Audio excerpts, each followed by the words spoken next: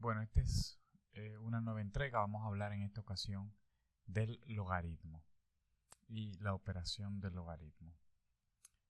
Antes de comenzar con eso, tenemos que recordar una propiedad importante de la potenciación, porque en muchas ocasiones hemos escuchado que la operación contraria de la potenciación, recuérdense que la potenciación es una base a elevada a un exponente c,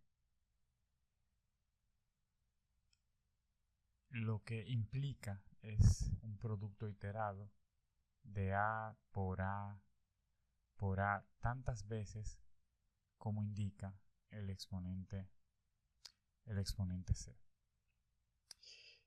Y habíamos escuchado en muchas ocasiones decir que la operación contraria de la potenciación era la radicación, porque si a elevado a la c era igual a un número n, entonces la raíz c de ese número n era igual a a. Sin embargo, la logaritmación también puede definirse como una operación opuesta a la potenciación. Para eso tenemos que recordar también que la radicación está definida como una potenciación fraccionaria. Es decir, que si tenemos una base a elevada a un exponente fraccionario b sobre c, eso es idéntico a la raíz c de la base a elevada al exponente b. Por lo tanto, cuando veamos ahora la función logarítmica, la operación de logaritmo, nos vamos a dar cuenta de que el logaritmo de una base cualquiera a para un argumento dado b es igual a c, y que esa expresión tiene un equivalente exponencial porque a elevado a la c es igual a b. Y por lo tanto, esta también es una operación inversa a la potenciación. La única diferencia es que en la radicación el número que estamos buscando es la base original de la expresión de potenciación, y en la logaritmación o en el logaritmo lo que estamos buscando ya no es la base a, sino el exponente c. Y esto es muy importante porque cuando trabajemos más adelante con la función logarítmica veremos que la función logarítmica es la función inversa de la función exponencial. Entonces, dicho eso, vamos a comenzar a trabajar con el logaritmo. Ya hemos dicho que el logaritmo de una base a para un argumento que también está dado b es igual a c, porque a elevado a la c es igual a b. En este caso, la base a que está dada se llama a sí mismo base. El número que resulta de elevar la base a al exponente que estamos buscando se denomina argumento del logaritmo, y el resultado, que es el exponente al que hay que elevar a para obtener ese argumento, se denomina logaritmo. Si nosotros viéramos un ejemplo, por ejemplo, el logaritmo de base 2 del número 8, el resultado sería 3, porque 2 elevado a la 3 es igual a 2 por 2 por 2, que arroja como resultado el argumento del logaritmo 8. Así que siempre que tenemos un ejercicio de logaritmación, lo que vamos a tratar de encontrar es el exponente al que hay que elevar la base del logaritmo para obtener el argumento.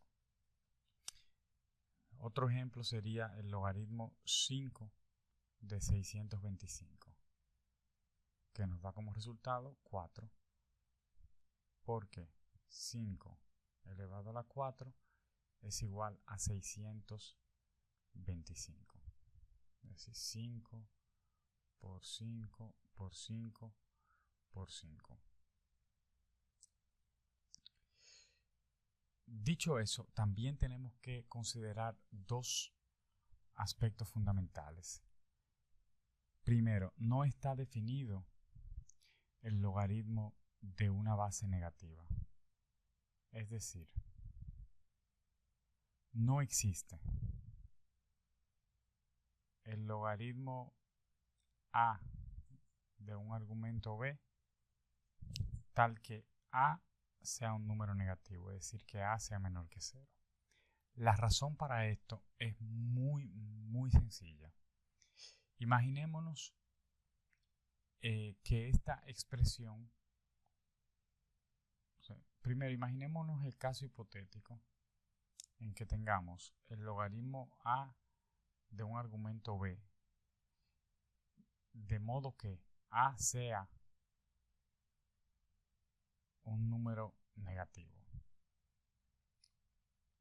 Tendríamos que en su forma exponencial a elevado al número que pretendemos obtener se debe dar el argumento b, pero como a es negativo, ustedes deben recordar que un número negativo elevado a un exponente cualquiera se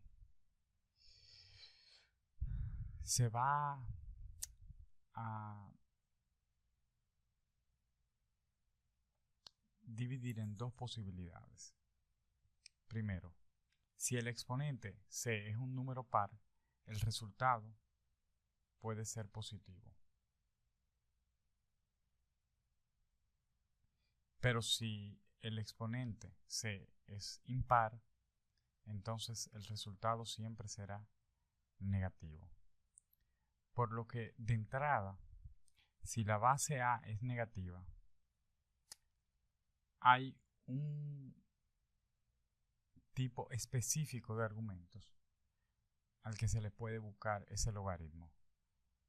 Y eso va a depender de cuál sea ese argumento y de si el exponente al que pretendemos elevar esa base negativa es par o impar. Lo que implica que la función de logaritmo quedaría indefinida para ciertos tipos de logaritmos.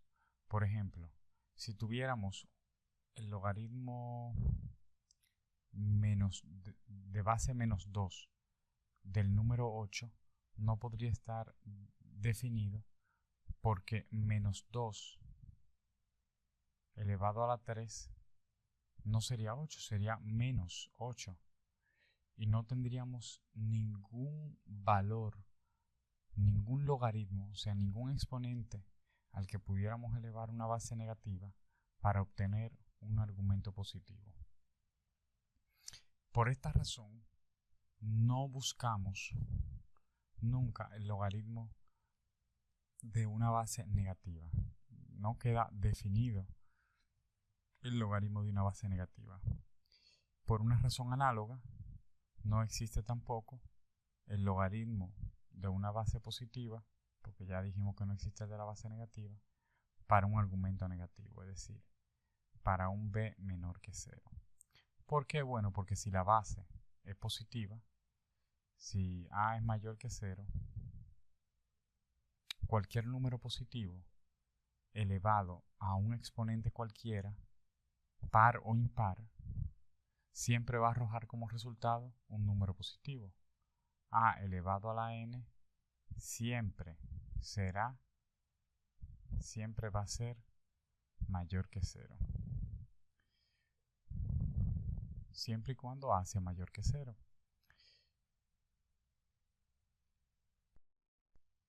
Esto significa que de entrada ni existe el logaritmo de una base negativa, ni existe el logaritmo de base positiva de un argumento negativo. Lo otro que tenemos que saber es que no existe el logaritmo de base 1. ¿Por qué? Bueno, porque el logaritmo de base 1 solo podría tener como argumento 1, porque 1 elevado a cualquier exponente, entonces obtendría como resultado 1. 1 a la 2 es 1, 1 a la 3 es 1, 1 a la 1 medio es 1. Por lo tanto, el argumento solo podría ser 1, y cualquier argumento diferente de 1 con una base 1 sería un absurdo matemático.